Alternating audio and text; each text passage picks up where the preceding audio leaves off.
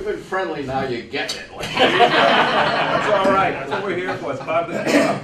Well, good morning. It's nice to have everybody together. It's not always easy during the summer. It's like, this is basically our first breakfast of our new season.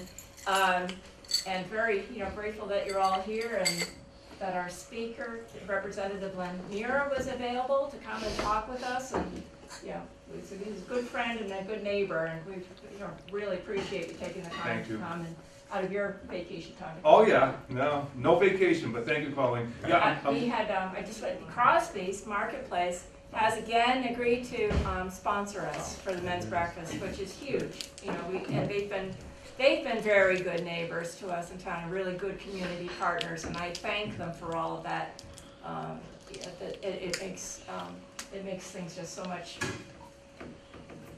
It's just in terms of it's just so nice to see those different pieces of the threads in the town coming together in fabric to support exactly what we're all about in terms of the mission of the COA, and supporting community and elders in the community, and they're part of that.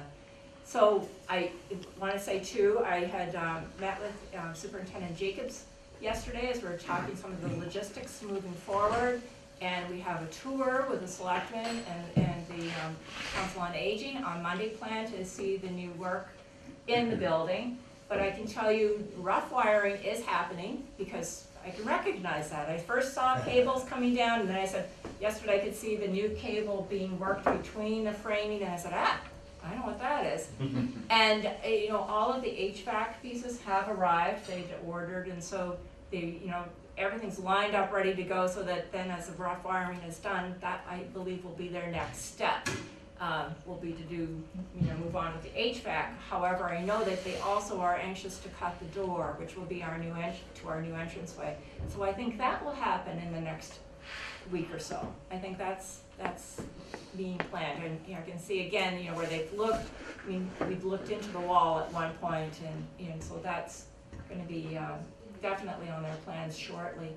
So it's all coming together, and I have complete faith it's going to be done well, and we're going to be happy with the result. And it doesn't matter how quickly it's done. I just want it done well and ready for us for the next 20, 30 years, and I think it will be. So we're very excited. And when we get there, we will have to have, 1 or 2 celebrations, and we definitely will want you to come. Absolutely. Yeah, definitely. We'll be, looking forward to it. We'll keep you abreast. So I'm going to turn this to Len and let him, talk a little bit so you can ask some more questions, and I'll do some more cleanup. And thank you so much for coming. Wouldn't miss it. I love doing it. Always look forward to it. Okay? Pancakes were delicious. All those Pancakes were delicious. hand-picked blueberries. That's the way to do it.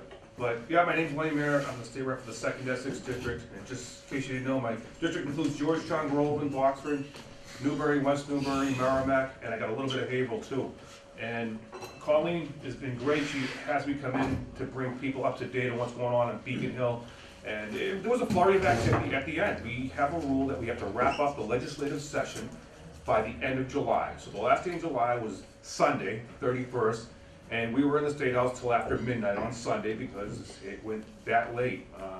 Over 100 different little things to vote on that had to get done before the end of session. Most of the votes included votes on overrides.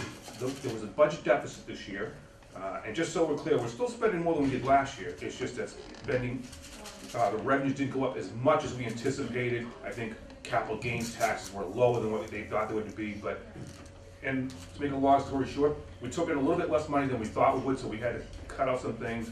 And the good news is we overrode some cuts to things like the Council on Aging. And the reason we did is because great people like Colleen wrote to us. All the councils on aging in my district wrote to us saying, this is vital funding.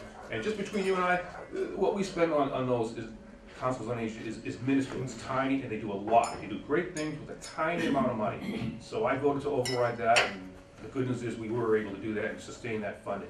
The bad news is we still have a deficit. We still have to find cuts elsewhere so that we can fund next year's budget. And the other good news I want to say is that we've ruled out tax increases.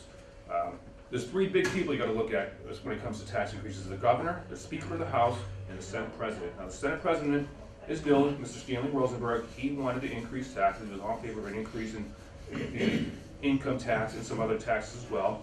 But Speaker DeLeo and Governor Charlie Baker were against it. So we kind of ruled out tax increases, which is good news in my opinion. Not just because I want to keep taxes down, but also because there's a lot of areas in our budget that could use some tweaking. There's a lot of waste there. Our budget is $40 billion, and almost half of it goes to nothing but healthcare. Just healthcare. I mean, Mass Health will eat up about 40% of the budget, and all the other healthcare programs we have will consume another 10%. So almost half the budget will go just to healthcare and nothing else. And that's been going in that direction for a long, long time. When Charlie Baker worked in Governor Wells' administration, healthcare was maybe a third of the budget. Now, like I said, it's almost half. And so as a result, everything else gets squeezed. Roads, bridges, schools, universities, spending on veterans, seniors. Everything else gets squeezed because healthcare keeps going up in spending year after year at an unsustainable rate. It goes up at almost twice the rate of inflation. And I've been looking into it, trying to figure out why. And you know, one of the bad things I found out is that Massachusetts probably has the most expensive healthcare system in the world. If you Google per capita healthcare spending by state and then do it by country, and you'll see Massachusetts probably spends, I don't know, $14,000, $15,000 per capita. And it's a lot higher than even the surrounding New England states. And we're trying to get to the bottom of why that's happening. But in broad terms, you know, we've tried different things. You know, we've got Romneycare, we've got Obamacare. It hasn't stemmed the tide. The increases are still coming in year after year after year. Is it the drug industry that's kind of putting it to the public? Whatever you can get, you pay enormous cost for your drugs. That's part of it. In the past few years, drugs have skyrocketed in prices. And there's several dozen different reasons why healthcare costs are high, and that is absolutely one of them. So there'll be things like that. There's things like malpractice insurance is going up every year because our tort laws are such that it's just easy to sue for malpractice, and those costs are high. You know, the reason is, you know, there's a big disparity in what we pay for healthcare. A knee replacement at Anna Jake's or in this area will cost $17,000, $18,000. But if you go to Boston, it could be well over $50,000 for the same exact procedure. And people are going to Boston because, let's face it, they don't care what it costs because they don't even, in most cases, don't even know what it costs. Someone else, quote unquote, will be paying for it. An insurance company or Medicare or Medicaid. And so people go to areas that are very expensive in cost because they're not paying out of pocket. Even things like an X-ray or a CAT scan or an MRI, there's a huge disparity in cost. And people just get it done wherever they're told to go because, like I said, they're not paying for it, so the cost will skyrocket because of that. So I was also speaking to a number of you guys about our other costs. You know, I look at things like highway spending, roads and bridges. I gravitate there not only because I think we're wasting a lot of money there, but I spent most of my entire adult life in the construction industry. Mirror Company's right up the street here. We've been there since 1986, and that's where my expertise is. I only got elected in 2012, so I haven't been in office that long. But I was in the construction industry for a very long time, and so I started taking apart the spending, trying to figure out why we spend so much. And I know I already told this to some of you guys, but we spend 4 times the national average for every mile of road. Not 4%, not 40% more, not even 140%, no, 4 times the national average for every mile of road. And I brought this up to people on Beacon Hill, and they'll attribute it to, well, you know, it's New England, we get the very bad winters, plowing costs a lot, salt will do a number on roads, and those things are true, but you know what? Maine, New Hampshire, and Vermont are north of us. Their winters are just as bad, if not worse, and they spend a fraction of what we do. And it's not for any one reason. There are dozens and dozens of different reasons, from prevailing wage laws, police detail laws. We're the only state in the country that requires a police detail on every single job. No other state does that. But there's also things like DEP regulations. Someone brought up the issue of, why is your silt fence uphill of a job? It's not doing anything up there. And that's one of the things that DEP requires that just adds a staggering amount of money to all our jobs. And even though we're out of the legislative session, we still have meetings with the regional transportation agencies. Up here, it's Merrimack Valley Regional Transportation. You've probably seen the buses with MVRTA.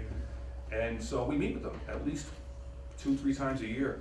And I'll ask them why we spend so much, and the first thing they'll say every time is DEP. The rules they put on them just makes the construction costs unusually high, and they add delays to every single project, because if you have to go into a wetlands or replicate a wetlands, they could take a year, they could take 2 years to come back with a plan on how to do that.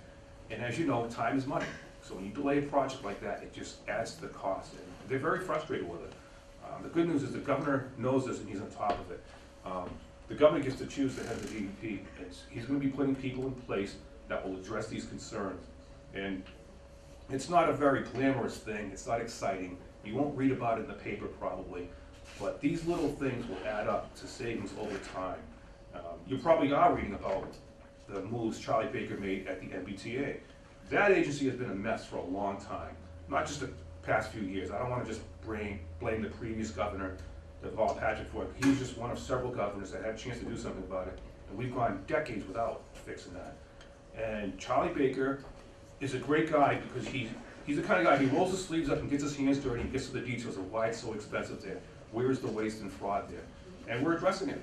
And he, when he first got elected, was able to get a very big movement passed. We're going to suspend the Pacheco law to help reform the MBTA. The Pacheco law made it almost impossible to privatize certain services there. So we have very bad problems with, say, fare collection. People are walking on trains and just simply not paying.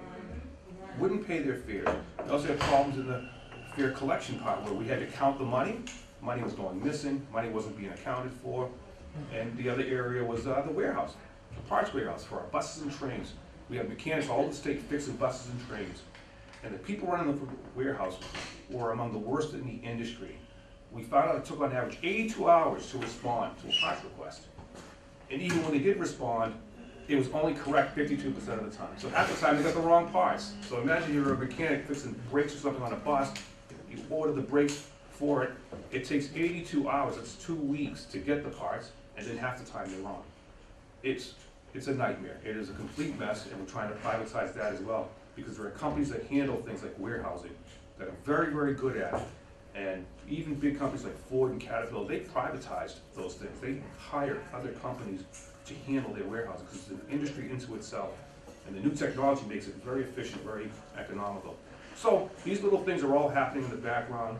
Like I said, it's not glamorous or sexy, so you may not read about it in the newspaper, but it's things we're working on.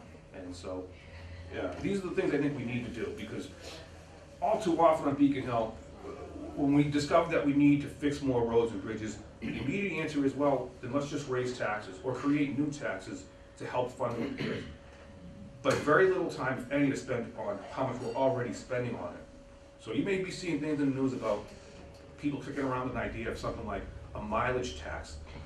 So instead of paying a gasoline tax, some people in Beacon Hill are saying, no, let's just charge by the mile, which I think is a horrible idea, because that means the government is tracking your whereabouts. They were talking about perhaps a device at your inspection sticker that tracks where you go. I don't know about you, but I don't like the idea of government tracking where I go or recording where I go, and I don't think we should do that to citizens. I don't know where you guys vote, but imagine a Hillary or Donald Trump being able to track where you go. That's what we're heading towards, I think, if we go to a mileage tax, and I don't like it. For the record, we have over a dozen different taxes already that we established to fund road and bridge repairs. We have a state tax on gas and diesel. We have a federal tax on gas and diesel. We have a state excise tax that you guys pay for every car you own. You pay to your town hall. But there's also a federal excise tax that people pay on commercial vehicles. 12% for those commercial vehicles. Not only do you pay it when you buy the truck or the trailer, you will pay it on the tires and parts you buy for that truck or trailer.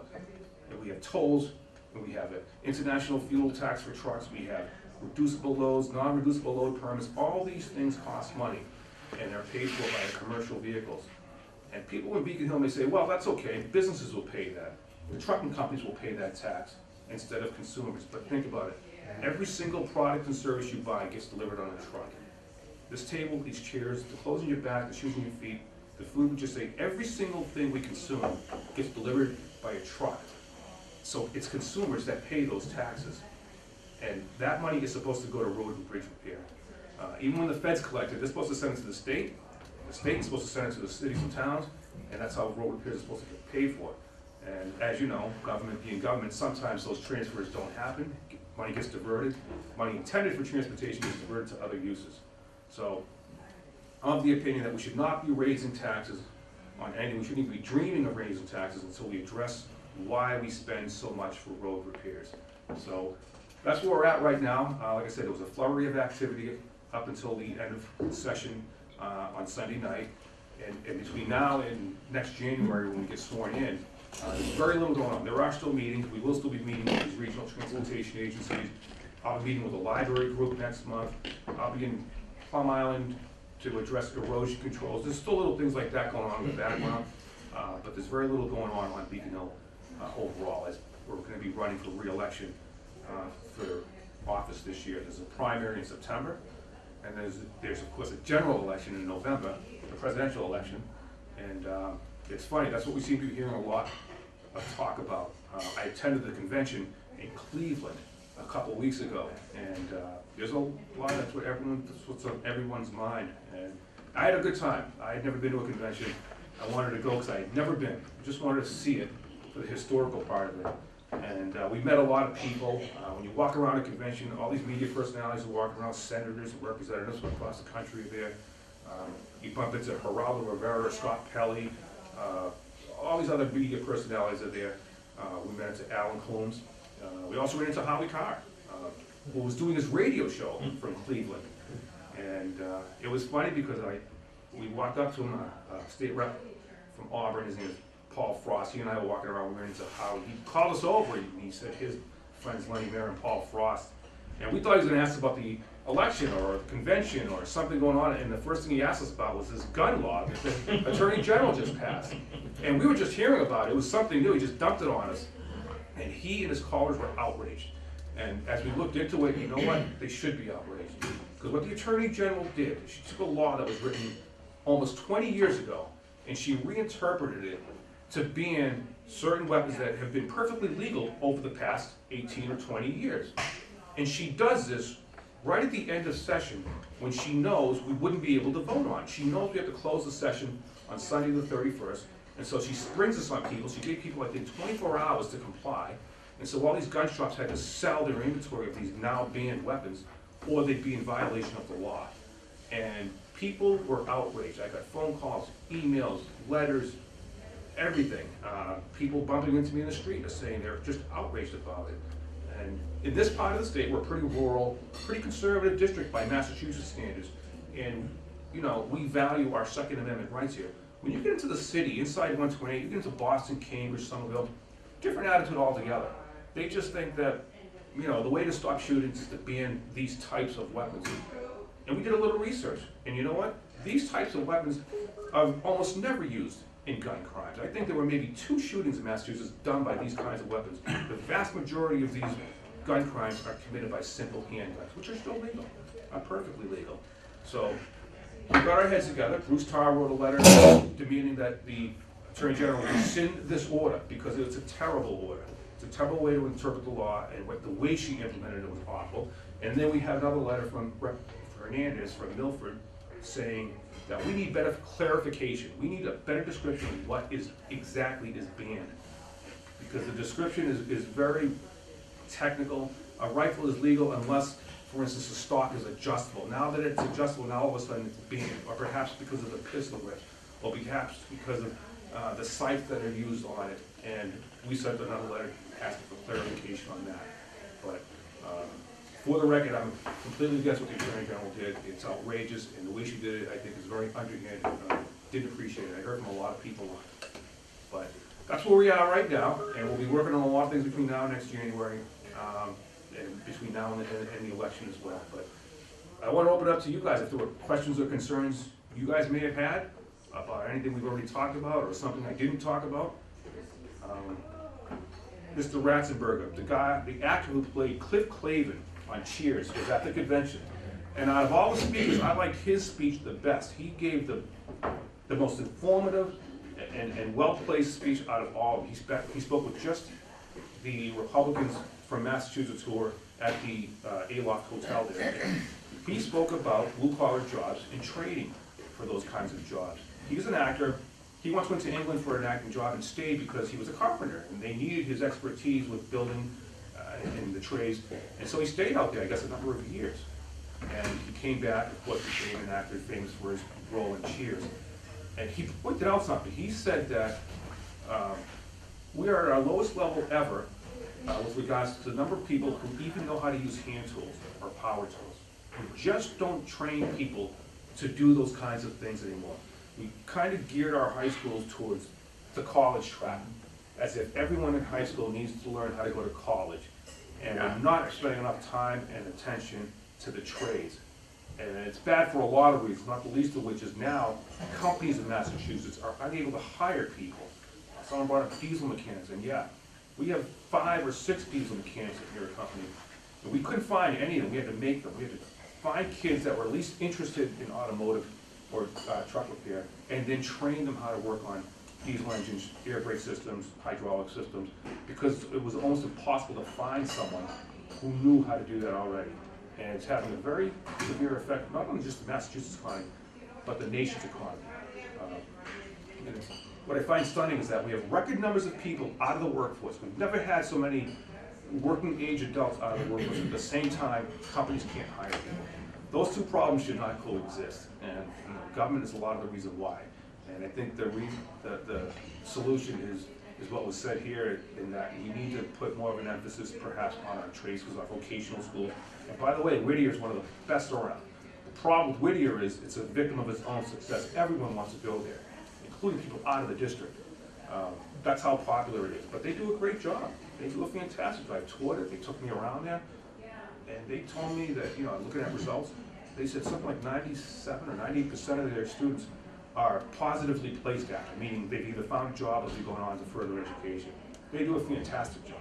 And they train everything from bricklaying to automotive repair to painting to hairstyling and culinary arts. Thank you, that was the word I couldn't find. And they do a fantastic job. And every time we go there for a meeting, they actually serve us the most delicious food you could ever want. And the kids coming out of there come out ready to work at a restaurant, very well trained to work in that field. But go ahead, Gary. Have they perhaps though expanded too much? I'm a graduate of Hayden Trade School, Okay. which was replaced by Whittier Vocational Technical, and as Okay. you mentioned, it's now expanded into such a vast thing. Has anybody ever thought of perhaps going back to just a trade type school I that think sticks to something? I think as there's a what you demand, said? a lot of that, I would guess, is that, like Lenny said, there's so many people that need or is looking for a trade other than going on to college. Well, it's just, as he said, it's expanded, it's taken a lot, but as he said, he might have a hard time finding just a simple diesel mechanic. Perhaps if some of what we're building out of the schools said, at least took a look and said, have we expanded too much? The wait in line to get in, do we need to maybe pull it back? I mean, I used to be in charge of hiring industrial mechanics. And there's a trade, I've talked to them over there at the trade school about it when I was at that job, and nobody trains for it, I don't think, in the country. Nobody trains for an industrial mechanic. It's a separate trade that and if you want industry to come, you've got to have the people there that can work. No, that's true. 60 Minutes just had the CEO for Apple on, and he said, I think exactly that. He was asked, why do you send so much of your work overseas? Why are you in China, Mexico, and all these other countries?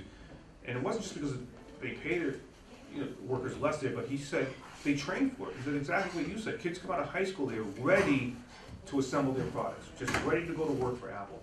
And we don't do that here. We don't. And there probably should be, because not every kid needs to go to college. College is ridiculously expensive. And that's because of supply and demand. There's just too many people demanding to go there, and very little supply, very few seats in college. And so there ought to be a way of finding work for kids right out of high school. And you're right, Gary. There probably ought to be a way of training students at the high school level for that kind of career, so that they come out, and the ones who don't want to go to college can immediately go to work, because there is a demand for that. And I'll tell you, we're losing businesses, we're losing companies here, because we don't have enough. I mean, we're able to lure companies. GE last year signed a big deal to come to Boston. And they're not coming here because they're going to save money. They're not getting cheap labor here. We have the highest labor cost in the country outside of maybe California and New York. But they're moving here because we can supply the kinds of workers that they want, coming out of MIT, Harvard, BC, BU, and so that's great for that kind of work, but I think you're right, Gary, on the other end, for that kind of mechanic, we probably should do a better job. I mean, we expanded Whittier, we also changed Essex Aggie, don't forget. We changed the name of that as well. That's a great school now. Oh, it's fantastic. I don't know if you've ever been inside there, it is just phenomenal. I was blown away by the building that they put up over there. It is just state of the art. It's better than most college campuses that I've been on. And you know what? We can't get the kids to take advantage of it. To this, really? The Yeah. teachers that I deal with are frustrated. They took away textbooks and they gave them all, I don't know, iPads or something. Tablets, yes. Tablets. Yeah? You walk by the kids and they've all got a game going on. Oh, jeez, no kidding. Those damn things are the downfall of the country.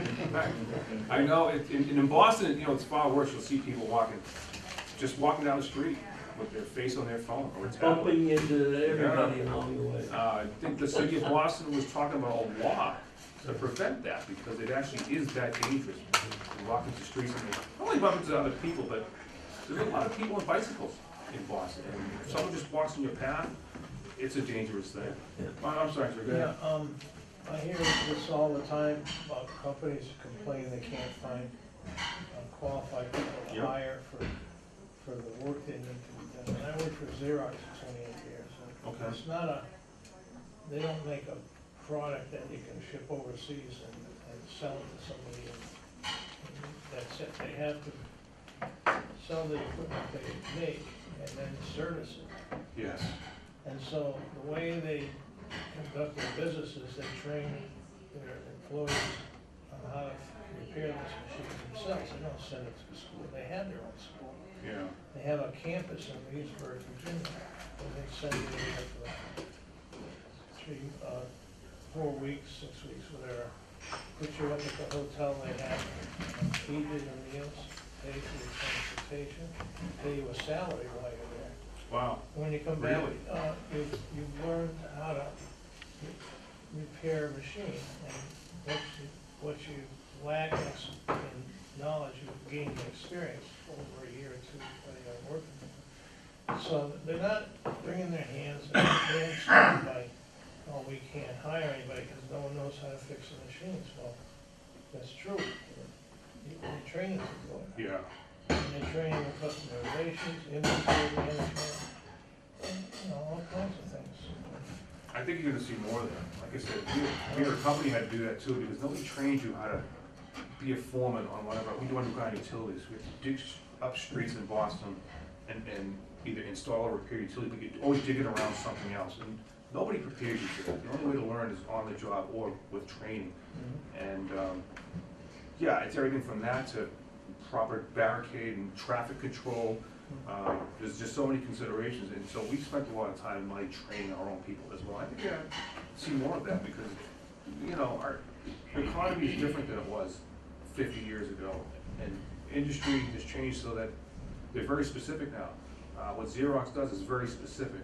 So, yeah, I think you may be seeing more of doing exactly what they did to train their workers how to fix their products. Because, you know, it's almost impossible to teach kids in high school how to do every single thing in every industry. But we need to do somewhat of a better job to attain what Gary was just talking about, to have some students learn how to go into those, at least go into those kinds of fields, so that when they go to Xerox, they at least have a basic understanding of certain systems, certain things. But yeah, it's exciting, and like I said, it's very frustrating because those two problems should not coexist. If there are jobs out there, if there are businesses that are looking to hire, then we shouldn't have record numbers of people out of work. You know, it also encompasses some other things. You know, perhaps government provides too much of an incentive to not work. Sometimes it's just too easy to just stay home and get paid to not work. You know, people go back to FDR and talk about how he was this, you know, big liberal president. You know what, FDR and to JFK, they had government programs that used to pay people to work. They paid people to go out and do things. And now it seems to be like we almost do the opposite. We almost reward them and pay them to stay home and not work. It almost seems like we're replacing the brick sidewalk in Newburyport to be a WPA project.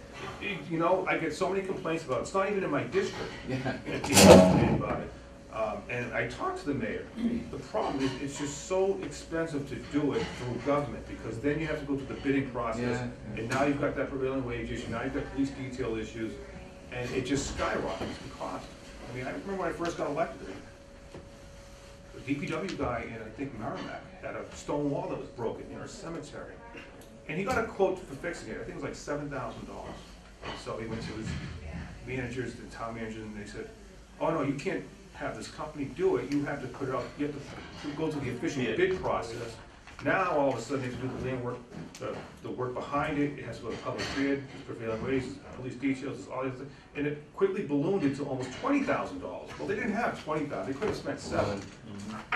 But they can't spend 20, and so the wall remained broken for years and years and years because of all these laws that said, no, you have to go through this bid process and pay $20,000. When there were people in town, guys out of work, who were willing to fix it for $7,000. But it's a frustrating thing. When I worked for the tree warden in Merrimack, he Okay. and I would go out Saturdays, we were taking down these big dead elms, trucking them off. Then somebody got the idea the tree warden couldn't do the work. We had to start hiring Valley Tree or Splenda. No, what did that do to the cost? Yeah. You know, just two guys, town people working, taking care of the situation. And they Can we said, talk about the drought for a minute, though? talk about the what? The drought. Yeah. When is the state, who's telling us now we can't use any more water, gonna stop telling us we gotta start having more people come into the area? Yeah, I think it's cities 40B, and Title towns. V, they're all just increasing how many houses we have here and how many people are living here. And that one natural resource, a Yeah. number of years ago, the town tried to stop, you know, building so many new starts a year. 10 houses a year, Yeah, they were right, gonna allow. right. Oh, really? Yeah. In Georgetown? In Yeah. Georgetown, just I because didn't know we that. realized What the hell that little happened to river that? running through town wasn't gonna supply us enough water. Right. And that all got taken away from us. Yeah, that's another very big frustration. Town of Newbury has a big 40B project coming in, and Yeah. they are very upset about that, Yeah. and I can see why. And you know, 40B was written, geez, almost 50 years ago. Think about it, the purpose of 40B was to make our housing more affordable. Well, Massachusetts has one of the most unaffordable housing markets in the entire country. So how well does that law work? I'd say it hasn't worked very well at all. It was done with the best of intentions, you know, they meant well. They said every city and town in the Commonwealth needs to share in the burden of supplying affordable housing. So they said every city and town has to at least have 10% of their housing be what they call affordable. And like I said, that was done with the best of intentions, but it's not working out so well because it's allowing monstrous projects to come into these tiny little towns and basically wreck a neighborhood. The people that live in that neighborhood are very irate about it. And I think the system has failed. I think it's a terrible idea. On And the other again, it hand, goes back to our infrastructure, It not does. like the neighborhood, you don't have the water to supply these we don't have the things. water, it increases traffic, you know, the schools get overburdened, all of that, absolutely. Yeah. And that's why the people who wrote that just didn't consider those things. But you're absolutely right. Meanwhile, there were cities, every big city mayor I've spoken to has said they want more housing, they want to see people move into their neighborhoods. They're on MWRA, they don't have our drought problems. Oh, really? And they have Are they buildings okay? in their cities that are still boarded up. The mayor of Haverhill, Mr. Fiorentini, Pardon? great guy. He still has buildings boarded up that could be turned into housing. And to me, that makes all the sense in the world, because Haverhill already has a water supply. They have public transportation there. They have, you know, adequate supplies of everything you could need. And instead of encouraging people to go there and turn those existing buildings into housing, the developers are encouraged to, no, go into a tiny town like Newbury, wipe out a forest, virgin forest, put in roads and driveways and septic systems, you know, which is bad for the environment, on top of all these other things, and put in single-family houses. And they might end up with maybe, you know, a couple dozen houses, whereas you have buildings already built that could be refurbished into housing, that are already on sewer and water, they're already on public transportation. You'll have less traffic, less congestion on the other roads by doing that. And we just can't seem to get our heads around. We do have a program called 40R. It's different than 40B, which is a lot better. 40R encourages development near existing mass transit. Yeah, but That's what I think. what's going on at the traffic circle in Newburyport? One of the buildings there is a 40R, yes. Yeah, And that's at the end of the rail line right, that takes you into Boston. right. And to me, that makes a lot more sense because It's a marsh out there, it's no, but it's bottom land. the land is a parking lot, right? It's already paved, it's already cleared, Yeah, it's already on water and sewer. Whereas that 40B project in Newbury is gonna wipe out a forest right next to a state park. It just doesn't make any sense at all. Why would you encourage, wiping out of all those trees to put people in a neighborhood with very little traffic and congestion? And by the way, they have water pressure problems already. So what's gonna happen when they build all those houses? There'll be even less water pressure. Didn't the school wipe out some of the forest? Which school? Pembroke? They probably did have to clear some, yeah. They probably did have to clear some. I think we Quite a should, bit. We've got to adjourn. we shouldn't be talking about the kids that are killing themselves with drugs and dope. Instead of, Oh, I'm sorry, you're right, sir. And I'm one of the persons trying to do the opioid crisis. By the way, it's learned every day, 4 people in Massachusetts will die of an overdose. Every day. I forgot to bring that up. And that's the first in the country program for dealing with the opioid crisis. It's everything from providing Narcan to our police, to providing training for our first responders on how to treat it. But you're absolutely right, sir. that is a don't huge prevent problem. it. Why the hell are they using it? Yeah. Why are they letting it come into South America? Why are they protecting cities like Boston and other cities? Yeah. Why didn't we just release a whole bunch of dealers from prison? That's what we should be Look at that. talking about. Obama? Oh, the president, yeah, the president did. Yeah. Yeah, right. Well, thank you so Thank you, much. I love doing it. Sorry, I had love to- hearing from you guys and love talking to you. Thank you.